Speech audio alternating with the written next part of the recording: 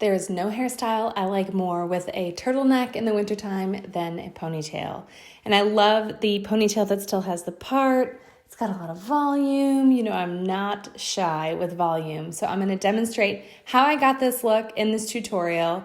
There's a trick, so make sure you watch this tutorial all the way through. You'll need 2 hair ties, a comb, some duckbill clips to keep hair out of the way, and then a little bit of texture powder. If you don't have texture powder, you can use a texture spray. If you don't have any of those products, just do the tutorial, especially the back combing part, to get lots of lift and height in the pony. I'm starting with day-old curled hair.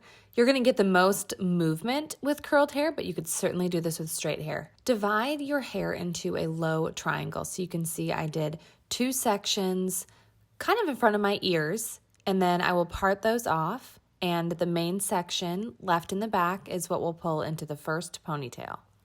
Before we do the ponytail, I'm going to apply some texture powder. A lot of brands make texture powder. I'm using the Virtue powder here, but I'll put links to similar options in the blog post. I'm fluffing the powder in. You could use texture spray here as well. And now I'm going in with a comb and back combing. Just a rough back comb, and none of this needs to be combed out because it's going to create the cushion and the foundation for the ponytail. You won't see it, but leave it in there. And now I'm grabbing one of my Gimme Beauty hair ties and pulling the hair into a low pony, kind of directly behind my ears. I don't want it too close to the bottom of my hairline. I sort of want it at the back center, lower part of my head. Now I'm taking the clips out of the 2 sections I clipped off. I'll loosen this hair up a little bit, and I'm gonna have my hands open, my fingers are wide, and I'll just rake all of this hair back to that first ponytail. I'm covering that initial elastic with the hair and using a clear elastic for a more sleek finish, but look at how much volume the pony has since I have that foundation of the teasing and the other ponytail holder in there.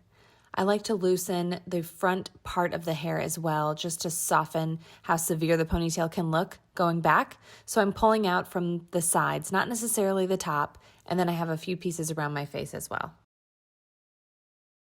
So I like the undone nature of leaving a few pieces out around the front. Of course, you could tuck those back. Just make sure they kind of follow the natural direction of the rest of your hair to keep the part in at the root area.